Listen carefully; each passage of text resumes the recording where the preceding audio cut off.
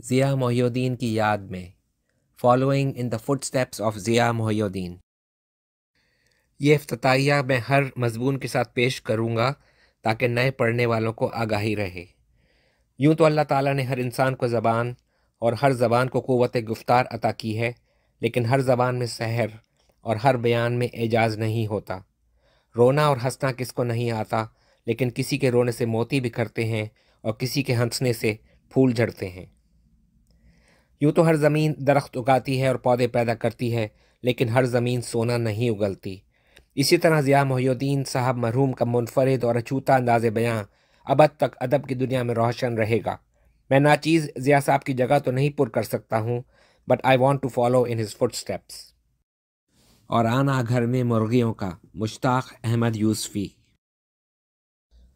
عرض کیا، کچھ بھی ہو، میں گھر میں مرغیاں پالنے کا روادار نہیں۔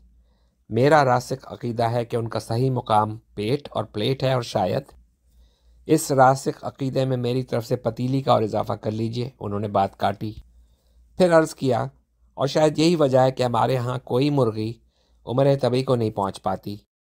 آپ نے خود دیکھا ہوگا کہ ہماری ضیافتوں میں میزبان کے اخلاص و ایثار کا اندازہ مرغیوں اور مہمانوں کی تعداد اور ان کے تناسب سے لگایا جاتا ہے۔ فرمایا، یہ صحیح ہے کہ انسان روٹی پر ہی زندہ نہیں رہتا، اسے مرغ مسلم کی بھی خواہش ہوتی ہے۔ اگر آپ کا عقیدہ ہے کہ خدا نے مرغی کو محض انسان کے کھانے کے لیے پیدا کیا تو مجھے اس پہ کیا اعتراض ہو سکتا ہے؟ صاحب، مرغی تو درکنار، میں تو انڈے کو بھی دنیا کی سب سے بڑی نعمت سمجھتا ہوں۔ تازے خود کھائیے، گندے ہو جائیں تو ہوٹلوں اور سیاسی جلسوں کے لیے دگنے داموں بیچیے۔ یوں تو اس میں، میرا مطلب ہے تازے انڈے میں، ہزاروں خوبیاں ایسی کہ ہر خوبی پہ دم نکلے۔ مگر سب سے بڑی خوبی یہ ہے کہ پھوڑ سے پھوڑ عورت کسی طرح بھی پکائے یقیناً مزیدار پکے گا۔ آملیٹ، نیم برشت، تلا ہوا، خاگینہ، حلوہ۔ اس کے بعد انہوں نے ایک نہایت پیچیدہ اور گنجلک تقریر کی، جس کا ماحصل یہ تھا کہ آملیٹ اور خاگینہ وغیرہ بگاڑنے کے لیے غیر معمولی سلیقہ اور صلاحیت درکار ہے، جو فی زمانہ مفقود ہے۔ اختلاف کی گنجائش نظر نہ آئی تو میں نے پہلو بچا کر وار کیا، یہ سب درست، لیکن اگر مرغیاں کھانے پر اتر آئیں تو ایک ہی ماہ میں ڈربے کے ڈربے صاف ہو جائیں۔ کہنے لگے، یہ نسل مٹائی نہیں مٹتی۔ جہاں تک اس جنس کا تعلق ہے، 2 اور 2 4 نہیں بلکہ 40 ہوتے ہیں۔ یقین نہ آئے تو خود حساب کر کے دیکھ لیجئے۔ فرض کیجئے کہ آپ 10 مرغیوں سے مرغبانی کی ابتدا کرتے ہیں۔ ایک اعلیٰ نسل کی مرغی سال میں اوسطاً 200 سے 250 تک انڈے دیتی ہے، لیکن آپ چونکہ فطرتاً قنوطی واقع ہوئے ہیں، اس لیے یہ مانے لیتے ہیں کہ آپ کی مرغی 150 انڈے دے گی۔ میں نے ٹوکا، مگر میری قنوطیت کا مرغی کے انڈے دینے کی صلاحیت سے کیا تعلق؟ بولے، بھئی آپ تو قدم قدم پر الجھتے ہیں۔ قنوطی سے ایسا شخص مراد ہے جس کا یہ عقیدہ ہو کہ اللہ تعالیٰ نے آنکھیں رونے کے لیے بنائی ہیں۔ خیر، اس کو جانے دیجئے۔ مطلب یہ ہے کہ اس حساب سے پہلے سال میں 1,500 انڈے ہوں گے، اور دوسرے سال ان انڈوں سے جو مرغیاں نکلیں گی وہ 2,25,000 انڈے دیں گی، جن سے تیسرے سال اسی محتاط اندازے کے مطابق 3,37,50,000 چوزے نکلیں گے۔ بالکل سیدھا سا حساب ہے۔ مگر یہ سب کھائیں گے کیا؟ میں نے بے صبری سے پوچھا۔ ارشاد ہوا، مرغ اور ملا کے رزق کی فکر تو اللہ میاں کو بھی نہیں ہوتی۔ اس کی خوبی یہی ہے کہ اپنا رزق آپ تلاش کرتا ہے۔ آپ پال کر تو دیکھیے، دانہ دنکا، کیڑے مکوڑے، کنکر پتھر چک کر اپنا پیٹ بھر لیں گے۔ پوچھا، اگر مرغیاں پالنا اس قدر آسان اور نفع بخش ہے تو آپ اپنی مرغیاں مجھے کیوں دینا چاہتے ہیں؟ فرمایا، یہ آپ نے پہلے ہی کیوں نہ پوچھ لیا؟ ناحق رد و قضا کی۔ آپ جانتے ہیں میرا مکان پہلے ہی سے کس قدر مختصر ہے۔ آدھے میں ہم رہتے ہیں، آدھے میں مرغیاں۔ اب مشکل یہ پڑی ہے کہ کل کچھ سسرالی عزیز چھٹیاں گزارنے آ رہے ہیں، اس لیے، اور دوسرے دن ان کے نصف مکان میں سسرالی عزیز اور ہمارے گھر میں مرغیاں آ گئیں۔ اب اس کو میری سادہ لوحی کہیے یا خلوص نیت کہ شروع میں میرا خیال تھا کہ انسان محبت کا بھوکا ہے، اور جانور اس واسطے پالتا ہے کہ اپنے مالک کو پہچانے اور اس کا حکم بجا لائے۔ گھوڑا اپنے سوار کا آسن اور ہاتھی اپنے مہابت کا آنکس پہچانتا ہے۔ کتا اپنے مالک کو دیکھتے ہی دم ملانے لگتا ہے، جس سے مالک کو روحانی خوشی ہوتی ہے۔ سانپ بھی سپیرے سے ہل جاتا ہے، لیکن مرغیاں میں نے آج تک کوئی مرغی ایسی نہیں دیکھی جو مرغ کے سوا کسی اور کو پہچانے، اور نہ ایسا مرغ نظر سے گزرا جس کو اپنے پرائی کی تمیز ہو۔ مہینوں ان کی داشت اور سنبھال کیجیے، برسوں ہتھیلیوں پر چگائیے، لیکن کیا مجال کہ آپ سے ذرا بھی مانوس ہو جائیں۔ میرا مطلب یہ نہیں کہ میں یہ امید لگائے بیٹھا تھا کہ میرے دہلیز پر قدم رکھتے ہی مرغ سرکس کے طوطے کی مانند توپ چلا کر سلامی دیں گے، یا چوزے میرے پاؤں میں وفادار کتے کی طرح لوٹیں گے، اور مرغیاں اپنے اپنے انڈے سپردم بتومایا خویشرا کہتی ہوئی مجھے سونپ کر الٹے قدم واپس چلی جائیں گی۔ تاہم پالتو جانور سے خواہ وہ شرن حلال ہی کیوں نہ ہو، یہ توقع نہیں کی جاتی کہ وہ ہر چمکتی چیز کو چھری سمجھ کر بدکنے لگے، اور مہینوں کی پرورش و پرداخت کے باوجود محض اپنے جبلی تعصب کی بنا پر ہر مسلمان کو اپنے خون کا پیاسا تصور کرے۔ انہیں مانوس کرنے کے خیال سے بچوں نے ہر ایک مرکن علیحدہ نام رکھ چھوڑا تھا۔ اکثر کے نام سابق لیڈروں اور خاندان کے بزرگوں پر رکھے گئے۔ گو ان بزرگوں نے کبھی اس پر اعتراض نہیں کیا، مگر ہمارے دوست مرزا عبدالودود بیگ کا کہنا تھا کہ بیچارے مرغوں کے ساتھ بڑی زیادتی ہے۔ لیکن ان ناموں کے باوصف مجھے ایک ہی نسل کے مرغوں میں آج تک ایسی خصوصیت نظر نہ آئی جو ایک مرغ کو دوسرے سے ممیز کر سکے۔ سچ تو یہ ہے کہ مجھے سب مرغ، نوزائیدہ بچے اور سکھ ایک ہی جیسی شکل کے نظر آتے ہیں، اور انہیں دیکھ کر اپنی بینائی اور حافظے پر شبہ ہونے لگتا ہے۔ ممکن ہے کہ ان کی شناخت اور تشخیص کے لیے خاص مہارت و ملکہ درکار ہو، جس کی خود میں تاب نہ پا کر اپنے حواس خمسہ سے مایوس ہو جاتا ہوں۔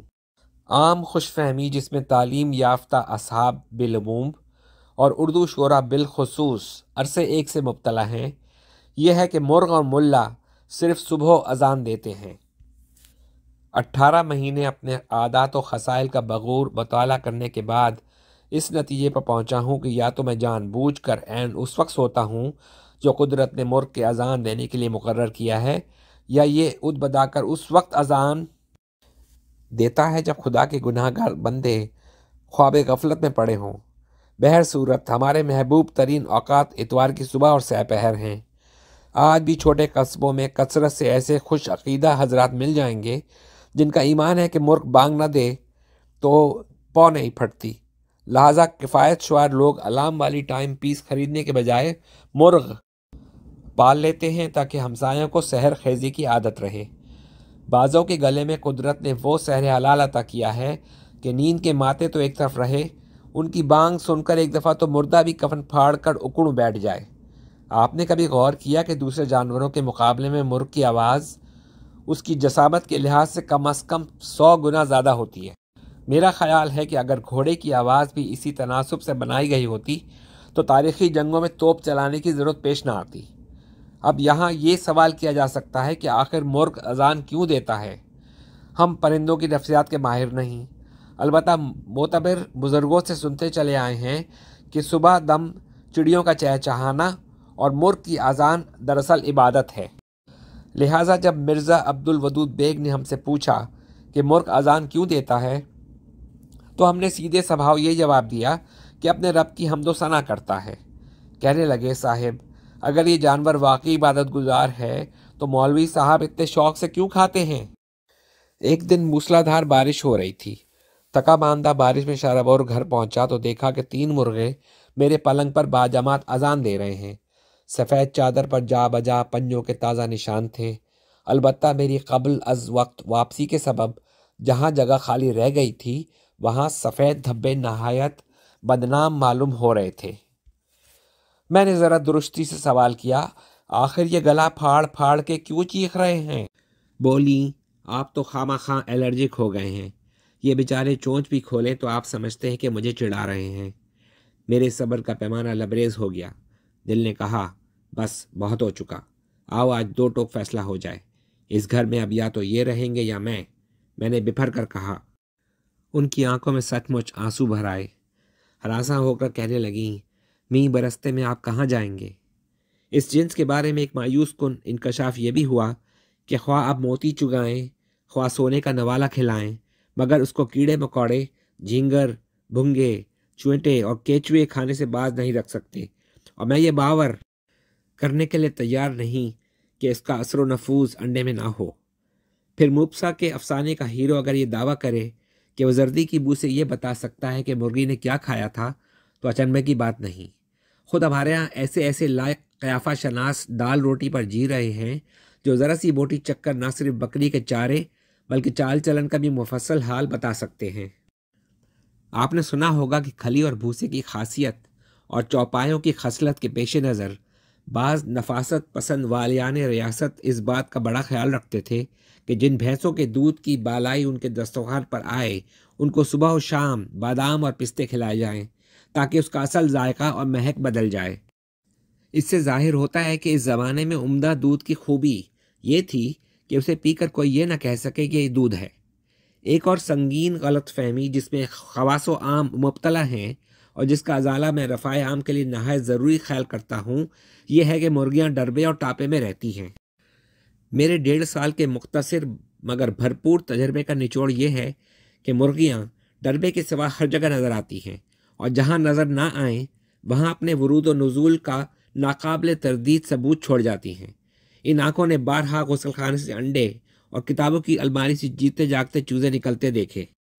لحاف سے کڑک مرغی اور ڈربے سے شیف کی پیالی برآمد ہونا روز مرہ کا معمول ہو گیا، اور یوں بھی ہوا کہ ٹیلی فون کی گھنٹی بجی اور میں نے لپک کر ریسیور اٹھایا، مگر میرے ہیلو کہنے سے پیشتر ہی مرغ نے ٹانگوں کے درمیان کھڑے ہو کر اذان دی، اور جن صاحب نے ازراہ تلطف مجھے یاد فرمایا تھا انہوں نے سوری رانگ نمبر کہہ کر جھٹ فون بند کر دیا۔ پھر ایک اتوار کو شور سے آنکھ کھلی تو دیکھتا ہوں کہ بچے اصیل مرغ کو مار مار کر بیضوی پیپر ویٹ پر بٹھا رہے ہیں۔ مانتا ہوں کہ اس دفعہ مرغ بے قصور تھا، لیکن دوسرے دن اتفاقاً دفتر سے ذرا جلد واپس آ گیا تو دیکھا کہ محلے بھر کے بچے جمع ہیں اور ان کے سروں پر چیل کوے منڈلا رہے ہیں۔ ذرا نزدیک گیا تو پتہ چلا کہ میرے نئے کیرم بورڈ پر لنگڑے مرغ کا جنازہ بڑی دھوم سے نکل رہا تھا۔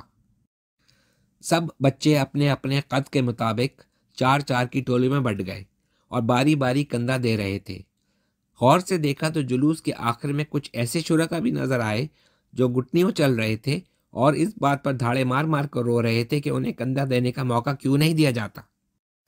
اور اس کے کچھ دن بعد چشمے حیران نے دیکھا کہ ہمسایوں میں شیرینی تقسیم ہو رہی ہے۔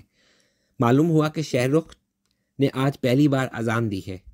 میں نے اس فضول خرچی پر ڈانٹا تو میرا تردد رفع کرنے کی خاطر مجھے مطلع کیا گیا کہ خالی بوتلیں، میرے پہلے ناول کا مسودہ اور اسناد کا پلندہ جو بقول ان کے 10 برس سے بیکار پڑا تھا، ردی والے کو اچھے داموں بیچ کر یہ تقریب منائی جا رہی ہے۔ قصہ مختصر، چند ہی مہینوں میں استائرلا ہوتی نے گھر کا وہ نقشہ کر دیا کہ اسے دیکھ کر وہی شعر پڑھنے کو جی چاہتا تھا جو قدرے مختلف حالات میں حسنہ پری نے حاتم طائی کو سنایا تھا۔ یہ گھر جو کہ میرا ہے تیرا نہیں، پر اب گھر یہ تیرا ہے میرا نہیں۔ اب گھر اچھا خاصا پولٹری فارم معلوم ہوتا تھا۔ فرق صرف اتنا تھا کہ پولٹری فارم میں عام طور سے اتنے آدمیوں کے رہنے کی اجازت نہیں ہوتی۔ جو حضرات علام دنیوی سے عاجز و پریشان رہتے ہیں ان کو میرا مخلصانہ مشورہ ہے کہ مرغیاں پال لیں۔ پھر اس کے بعد پردہ غیب سے کچھ ایسے نئے مسائل اور فتنے خود بخود کھڑے ہوں گے کہ انہیں اپنی گزشتہ زندگی جنت کا نمونہ معلوم ہوگی۔ یہ سلسلہ چل ہی رہا تھا کہ ادھر ایک تشویشناک صورت یہ رونما ہوئی کہ ایک مرغ کٹکھنا ہو گیا۔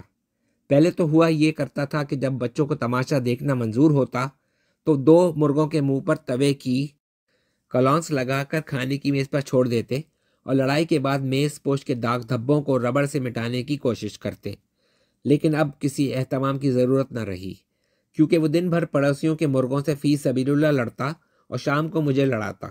یہاں یہ بتانا شاید بے محل نہ ہوگا کہ مرغ کے مشاغل و فرائض منصبی کے بارے میں میرا اب بھی یہ تصور ہے کہ مرغا وہ مرغیوں میں جو کھیلے، نہ کہ مرغوں میں جا کے ڈنڈ پیلے۔ معاملہ ہم جنس کی رہتا تو غنیمت تھا، لیکن اب تو یہ ظالم مرغیوں سے زیادہ آنے جانے والوں پر نظر رکھنے لگا۔ مرزا عبد الودود بیگ سے میں نے ایک دفعہ تذکرہ کیا تو کہنے لگے کیا بات ہے، ہم پر تو ذرا نہیں لپکتا۔ ان کے جانے کے بعد راقم الحروف قد ادب آئینے کے سامنے دیر تک کھڑا رہا، لیکن عکس میں بظاہر کوئی ایسی بات نظر نہ آئی جسے دیکھتے ہی کسی امن پسند جانور کی آنکھوں میں خون اتر آئے۔ بہرحال جب پڑوسیوں کی شکایتیں بڑھیں تو ایک مشہور مرغ باز سے رجوع کیا۔ اس نے کہا کہ قدرت نے اس پرند کو ہر لحاظ سے ہری چک بنایا ہے اور یہ مرغ غالباً اسی لیے کٹکھنا ہو گیا کہ آپ نے اسے بچا کچا گوشت کھلا دیا۔ میں نے گھر پہنچ کر تشخیص سے آگاہ کیا تو کہنے لگیں، توبہ، اب ہم اتنے برے بھی نہیں کہ ہمارا جھوٹا کھانا کھا کے اس منحوس کا یہ حال ہو جائے۔ افتاد تباہ کے اعتبار سے میں گوشہ نشیں واقع ہوا ہوں، اور اگر یہ مرغیاں نہ ہوتی تو محلے میں مجھے کوئی نہ جانتا۔ ان دنوں ڈربے والا مکان اس علاقے میں ایک روشن مینار کی حیثیت رکھتا تھا، جس کے حوالے سے ہمسائے اپنی گمنام کوٹھیوں کا پتہ بتاتے تھے۔ انہی کے توسل سے ہمسایوں سے تعارف اور تعلق ہوا، اور انہی کی بدولت بہت سی دور رس اور دیرپا رنجشوں کی بنیاد پڑی۔ شمعون صاحب سے اس لیے عداوت ہوئی کہ میری مرغی ان کی گلاب کی پود کھا گئی، اور ہارون صاحب سے اس واسطے بگاڑ ہوا کہ ان کا کتا اس مرغی کو کھا گیا۔ دونوں مجھے سے خفا تھے، حالانکہ منطق اور انصاف کا تقاضا تو یہ تھا کہ دونوں حضرات اس قضیے کو آپس میں بالا ہی بالا طے کر لیتے۔ جس دن خلیل منزل والے قوی ہیکل لائٹ سسکس مرغ کہیں سے لے آئے تو ہمارے ڈربوں میں گویا ہلچل سی مچ گئی۔ جب وہ گردن پھلا کر اذان دیتا تو مرغیاں تڑپ کر ہی رہ جاتی، خود خلیل صاحب اسے دیکھ کر پھولے نہ سماتے۔ حالانکہ میری ناقص رائے میں کسی مرغ کو دیکھ کر اس قدر خوش ہونے کا حق صرف مرغیوں کو پہنچتا ہے۔ میں تو اسی وجہ سے اپنے سے بہتر نسل کا جانور پالنے کے سخت خلاف ہوں۔ بہرحال یہ اپنے اپنے ظرف اور ذوق کا سوال ہے، جس سے مجھے فی الحال کوئی سروکار نہیں۔ کہہ یہ رہا تھا، جس روز سے اس کا ہمارے یہاں آنا جانا ہوا مجھے اپنے تعلقات خراب ہوتے نظر آئے۔ آخر ایک دن اس نے ہماری بقولی کی آنکھ پھوڑ دی۔ رات بھر اپنی تقریر کا ریہرسل کرنے کے بعد میں دوسرے دن خلیل صاحب کو ڈانٹنے گیا۔ جس وقت میں پہنچا تو وہ اپنی ہتھیلی پر ایک انڈا رکھے حاضرین کو اس طرح اترا اترا کر دکھا رہے تھے جیسے وہ ان کی ذاتی محنت اور صبر کا پھل ہو۔ ملاقات کی روداد درجہ ذیل ہے۔ میں نے اپنا تعارف کراتے ہوئے کہا، میں ڈربے والے مکان میں رہتا ہوں۔ بولے، کوئی حرج نہیں۔ میں نے کہا، کل آپ کے مرغے نے میری مرغی کی آنکھ پھوڑ دی۔ فرمایا، اطلاع کا شکریہ، دائیں یا بائیں؟ حافظے پر بہت زور دیا مگر کچھ یاد نہ آیا کہ کون سی تھی۔ اس سے کیا فرق پڑتا ہے؟ میں نے جھنجھلا کر کہا۔ کہنے لگے، آپ کے نزدیک دائیں بائیں میں کوئی فرق نہیں ہوتا؟ مگر یہ غلط بات ہے۔ میں نے اصل واقعے کی طرف توجہ دلائی۔ جی ہاں، صریحاً غلط بات ہے، اس لیے کہ آپ کی مرغی دوغلی ہے اور آپ کا مرغا راج ہنس ہے۔ میں نے بات کاٹی۔ تڑپ کر بولے، آپ مجھے برا بھلا کہہ لیجئے، مرغ تک کیوں جاتے ہیں؟ لیکن قبلہ، اگر وہ راج ہنس نہیں ہے تو آپ کی مرغی یہاں کیوں آئی؟ آخر جانور ہی تو ہے، انسان تو نہیں جو منہ باندھے پڑا رہے۔ میں نے سمجھایا۔ ارشاد ہوا، آپ اپنی پدمنی کو باندھ کے نہیں رکھ سکتے تو بندہ بھی اس کی چونچ پر غلاف چڑھانے سے رہا۔ غرض کے ظلم و زیادتی کے خلاف جب بھی آواز اٹھائی، اسی طرح اپنی رہی سہی اوقات خراب کرائی۔ اگرچہ بارہا رانی کھیت کی وبا آئی اور آن کی آن میں ڈربے کے ڈربے صاف کر گئی، لیکن اللہ کی رحمت سے ہماری مرغیاں ہر دفعہ محفوظ رہیں۔ مگر آئے دن کی رقابتیں اور رنجشیں رانی کھیت سے زیادہ جان لیوا ثابت ہوئیں، اور قضیہ رفتہ رفتہ یوں طے ہوا کہ کچھ مرغیاں تو پڑوسیوں کے کتے کھا گئے، اور جو ان سے بچ رہیں ان کو پڑوسی خود کھا گئے۔